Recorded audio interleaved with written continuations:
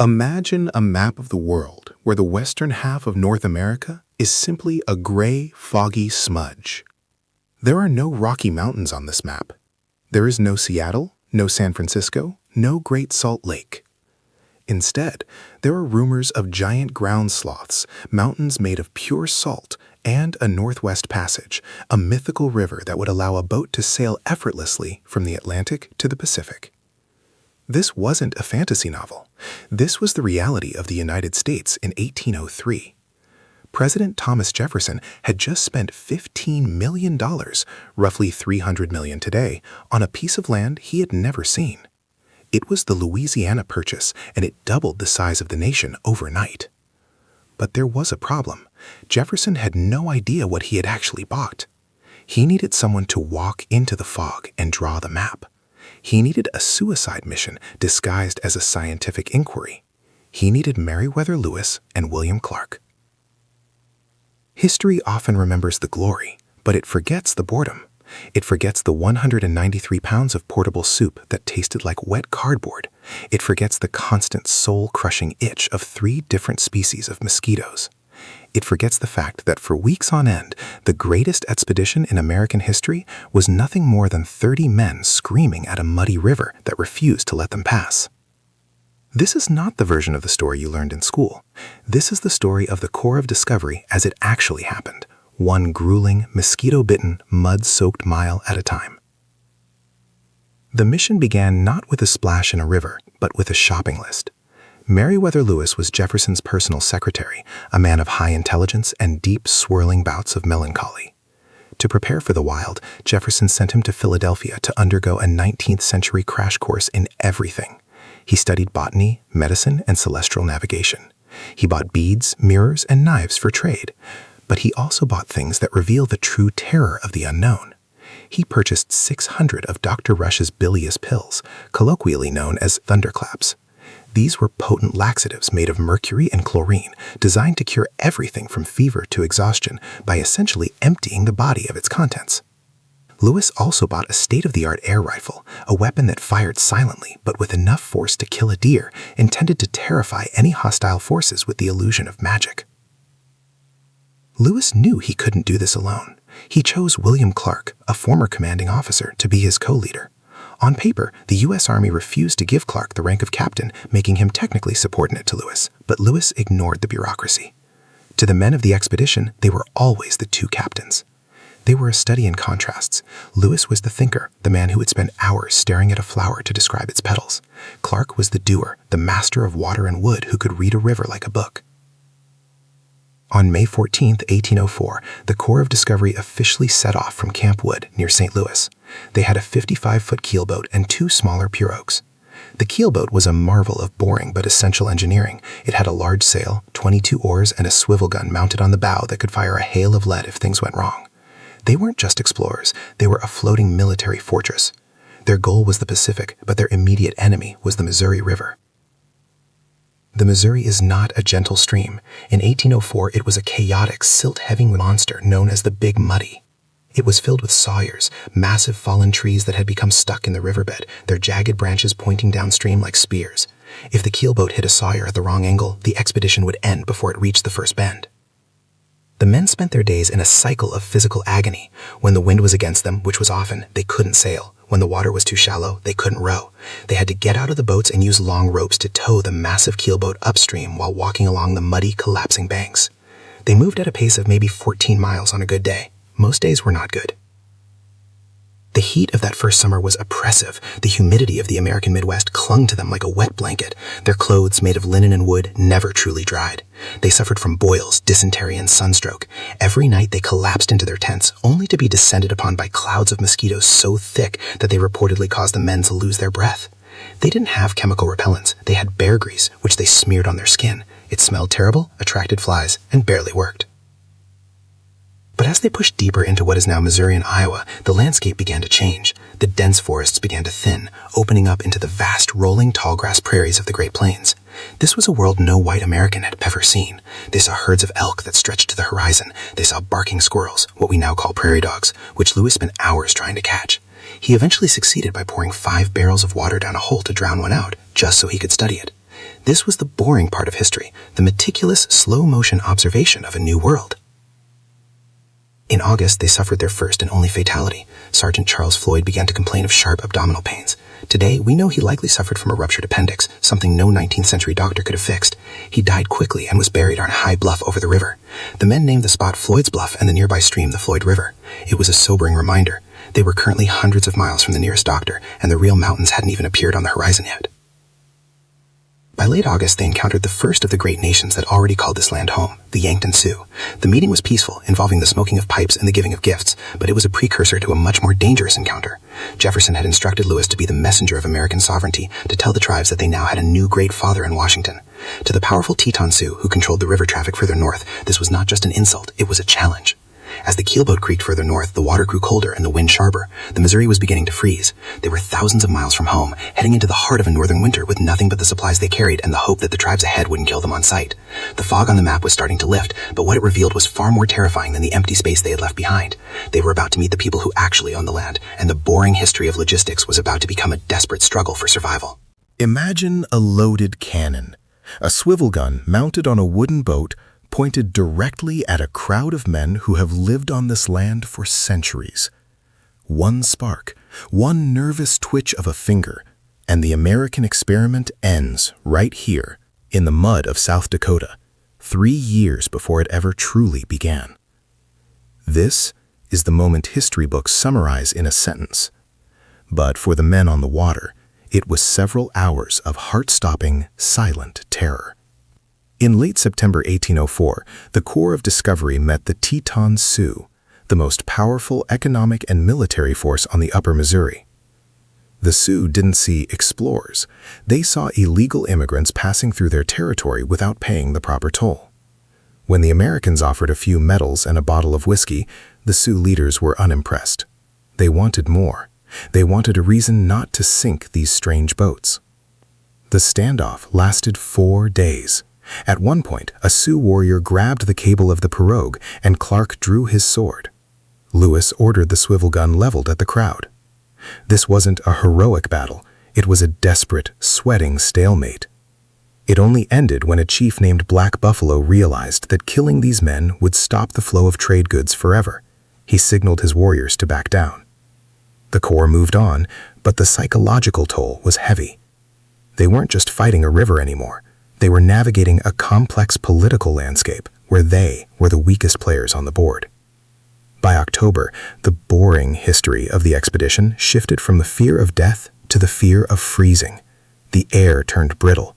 The Missouri began to choke with chunks of ice the size of houses. They reached the villages of the Mandan and Hidatsa people in what is now North Dakota. This was the edge of the known world for European traders. Beyond this point, the map wasn't just foggy. It was a total void. They built Fort Mandan, a collection of log huts surrounded by a high picket fence. It was here that the expedition settled into the grueling monotony of an 18th century winter. If you think your winter is bad, imagine living in a room with 5 other unwashed men where the temperature outside regularly hits 40 degrees below zero. At that temperature, your breath freezes into crystals before it leaves your face. If you touch a metal tool with your bare hand, your skin stays attached to the iron. The glory of this period involved the men spending 8 hours a day chopping wood just to keep the fires from going out. They lived on a diet of almost pure protein, bison meat, deer, and elk, supplemented by corn they traded from the Mandan. They ate until their stomachs hurt, yet they were always hungry because their bodies were burning thousands of calories just to maintain a core temperature. It was during this frozen purgatory that Lewis and Clark made their most famous hire. They met a French-Canadian fur trapper named Toussaint Charbonneau. To be blunt, history remembers Charbonneau as a mediocre cook and a cowardly navigator, but he had something Lewis needed, a wife. Her name was Sacagawea. She was a Shoshone woman who had been kidnapped by the Hidatsa years earlier. She was roughly 16 years old, heavily pregnant, and she held the key to the entire mission. She spoke Shoshone, the language of the people who lived in the mountains they hadn't seen yet. Without her, they couldn't buy horses. Without horses, they would die in the snow. On February 11, 1805, in a cramped, smoky hut, Sacagawea went into labor. It was a difficult birth. Meriwether Lewis, the man who had taken a crash course in medicine, was called in. He didn't have modern tools. Instead, he took the rattle of a rattlesnake, crumbled it into a small amount of water, and gave it to her. Whether it was the medicine or just nature, the baby, Jean-Baptiste Charbonneau, was born 10 minutes later. To Clark, the baby became Pump. To the expedition, the infant became a living insurance policy. A war party never traveled with a woman and a baby. Sacagawea's presence was a silent signal to every tribe they encountered that this group was coming in peace. As the ice on the river began to groan and crack in April, Lewis prepared a shipment to send back to President Jefferson. This is the part of history that feels like a bizarre museum catalog. On the return keelboat, they sent back 6 live magpies, a live prairie dog in a wooden box, animal skins, horns of a mountain ram, and samples of soil and plants. Imagine Jefferson's face in the White House, receiving a box of dirt and a confused bird from a land he had bought on a whim. On April 7, 1805, the keelboat headed south toward St. Louis. The permanent party, 31 men, 1 woman, 1 baby, and a Newfoundland dog named Seaman, pushed their 2 pirogues and 6 small canoes north and west. Lewis wrote in his journal that day that he felt like a pioneer of the ancient world. They were now entering a region where no white man had ever left a record. The big, muddy Missouri River was narrowing, becoming clearer and swifter. The geography began to change from the flat plains to a rugged, broken landscape of white cliffs and strange rock formations. And then they met the neighbors they had been warned about, the grizzly bear. The British and French traders had told stories of a great yellow bear that was impossible to kill. Lewis, being a rational man of science, didn't believe them. He figured a well-placed shot from a high-caliber rifle would drop any animal on Earth. He was wrong. In May, Lewis and another hunter encountered a grizzly. They shot it 10 times. 5 of those bullets went through the bear's lungs. The bear didn't die.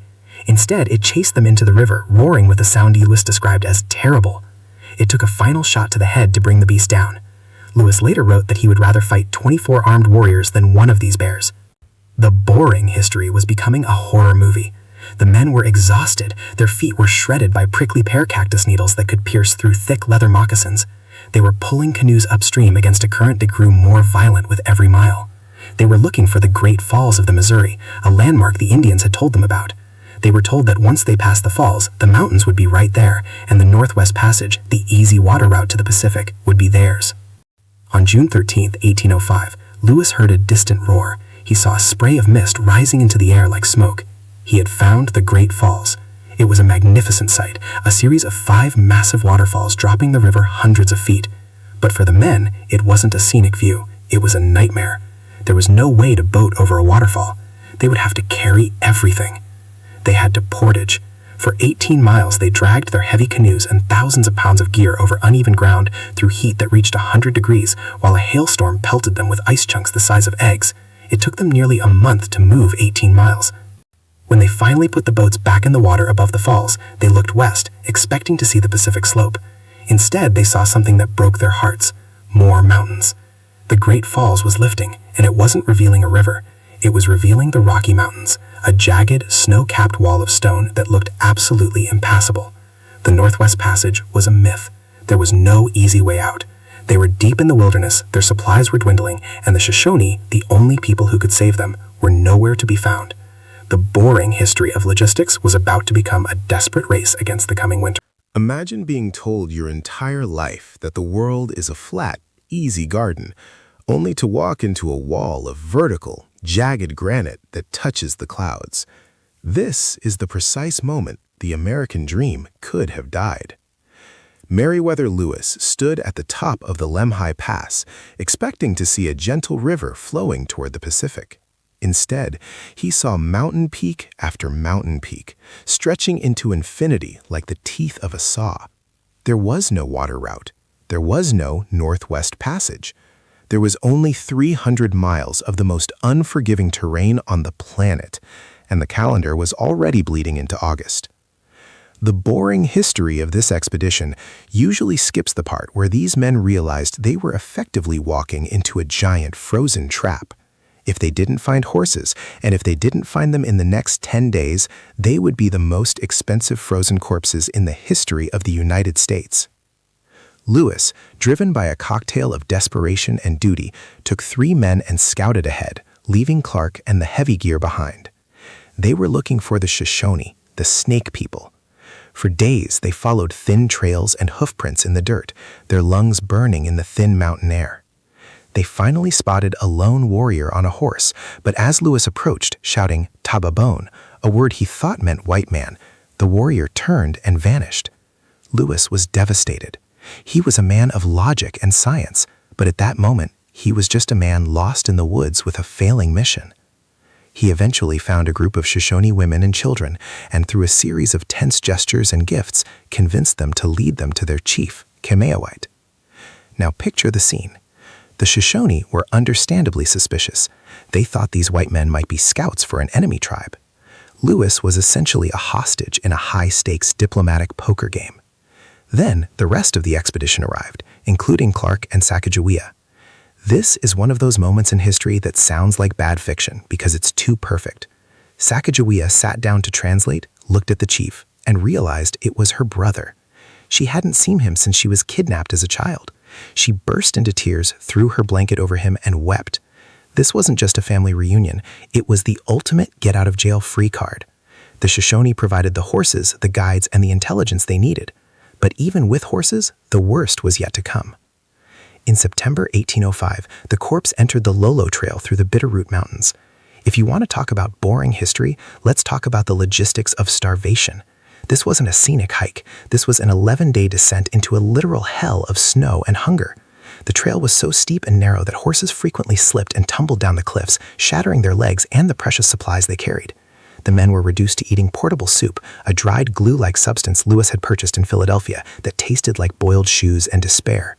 When the soup ran out, they did the unthinkable. They began to eat their pack horses. They were elite explorers reduced to scavengers, freezing, suffering from dysentery, and so exhausted they would fall asleep while walking. When they finally stumbled out of the mountains and into the White Pay Prairie, they looked like ghosts. They were met by the Nez Perce people. The Nez Perce had never seen white men, and their first instinct was to kill them and take their gear.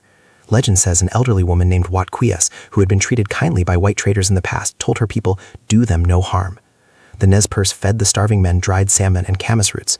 The boring history detail here, the men's stomachs, accustomed to a diet of pure meat, couldn't handle the fiber.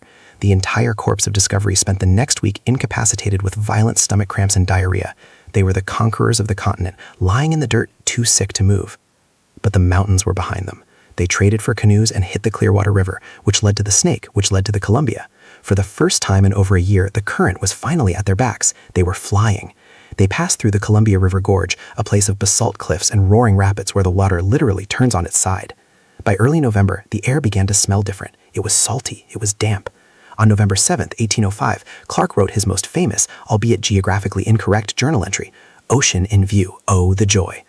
They weren't actually at the ocean yet. They were in the massive estuary of the Columbia, but the end was near. However, the Pacific Northwest in November isn't a postcard. It's a wet, gray nightmare. They spent 3 weeks trapped on the northern shore of the Columbia by fierce storms. The waves were so high they couldn't move their canoes. Their leather clothes were literally rotting off their bodies in the constant rain. They were covered in salmon lice and fleas. On November 24, they did something revolutionary. To decide where to build their winter camp, Lewis and Clark held a vote. Every member of the expedition had a say, including York, an enslaved man, and Sacagawea, a woman. In an era where neither could legally vote in the United States, their voices decided the location of Fort Clatsop on the south side of the river. The winter at Fort Clatsop was the true test of their sanity. It rained on all but 12 days of their 4-month stay. Everything was wet. Their blankets were wet, their food was moldy, and their skin was perpetually pruned. They lived on a monotonous diet of lean elk meat and roots. To pass the time, the men worked on the boring tasks that made the trip a scientific success. Lewis filled his journals with botanical sketches and ethnographic observations, while Clark worked on the most accurate map of the American West ever created.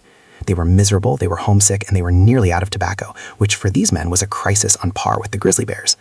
By March 1806, they had seen enough of the Pacific. They were ready to go home. They didn't have a ship to take them back. They had to walk and row every single one of those 4,000 miles in reverse. But they were no longer the green recruits who had left St. Louis 2 years earlier. They were a hardened, cohesive unit. They had survived the Sioux, the Grizzlies, the Great Falls, the Rockies, and the starvation of the Bitterroots. They had a map, they had the knowledge, and most importantly, they had the boring determination to survive a world that had tried to kill them every single day. As they pushed their canoes back into the Columbia to begin the long journey east, they weren't just explorers anymore. They were the living proof that the continent could be crossed. But as they would soon find out, the way back would hold its own set of terrors, including a final bloody encounter that would haunt Lewis for the rest of his life.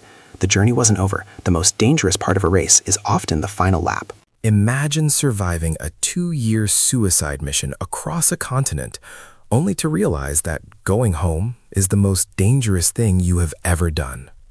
This is not the triumphal march you see in oil paintings.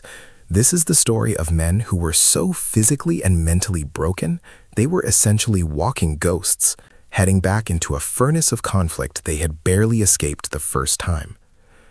The return journey of Lewis and Clark was not a victory lap. It was a desperate, high-speed retreat from a wilderness that was finally done with them. If you think the way there was hard, you don't understand the boring history of momentum. On the way out, you have hope. On the way back, you only have the terrifying realization of exactly how much can go wrong because you've already seen it happen. The Corps of Discovery left Fort Clatsop on March 23, 1806. They were desperate to leave. The Pacific Northwest had been a gray, soggy prison of rotting salmon and elk. But here is the logistical nightmare the history books often gloss over. They were trying to time their return to the mountains perfectly. If they arrived at the Rockies too early, the passes would be choked with 20 feet of snow, and they would starve in the heights. If they arrived too late, they would be caught by the winter on the Missouri River and forced to spend another year in the wild. They were threading a needle made of ice and granite. By May, they were back with their old friends, the Nez Perce. But the boring history of this month-long stay wasn't about cultural exchange. It was about the sheer, agonizing boredom of waiting for the sun to melt the sky. They were stuck. The snow in the Bitterroots was still too deep for horses. To pass the time and earn food, the men turned into the frontier's most desperate medical clinic. Clark, with his limited medical kit, treated the Nez Perce for everything from sore eyes to paralysis. He traded his medical expertise for dogs and horses. Yes, dogs. The Corps had developed a taste for dog meat because it was the only reliable protein that didn't involve chasing a deer for 10 miles on a broken ankle. When they finally attempted the Bitterroots in mid-June, they failed. It is one of the few times Lewis and Clark ever retreated. The snow was 15 feet deep, the trail was invisible, and they had no grass for the horses.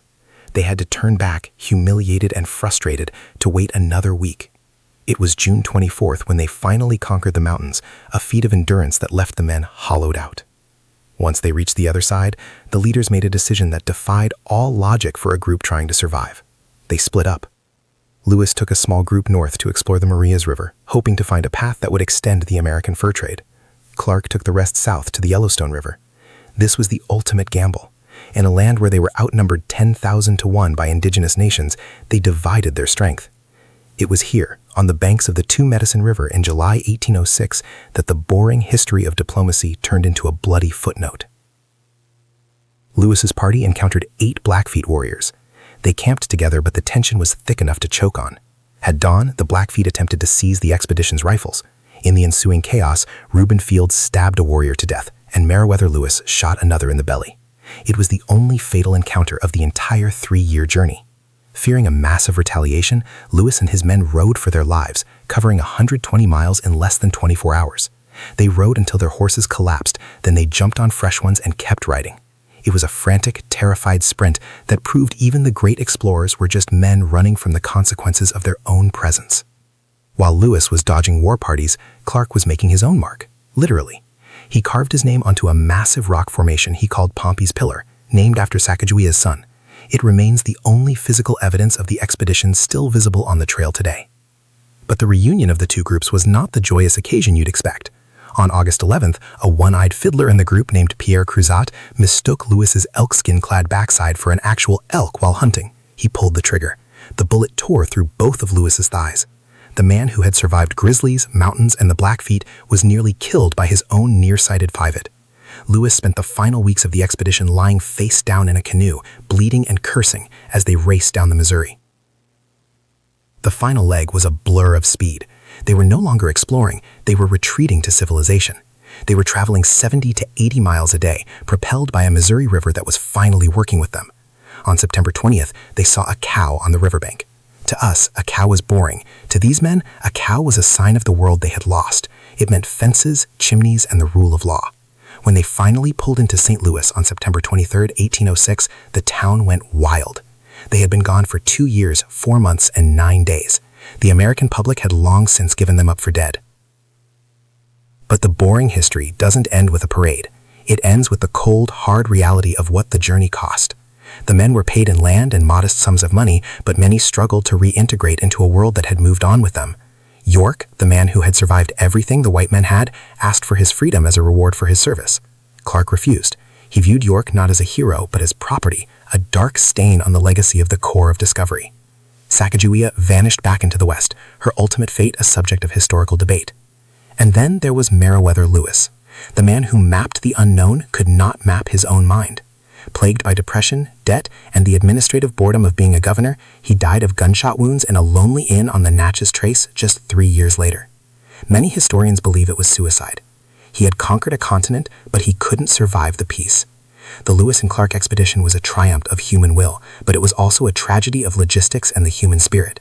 They opened the door to the West, but once that door was open, the world they had discovered began to disappear forever. This wasn't just a map-making trip, it was the beginning of the end for the American wilderness, and that is the most fascinatingly boring truth of all.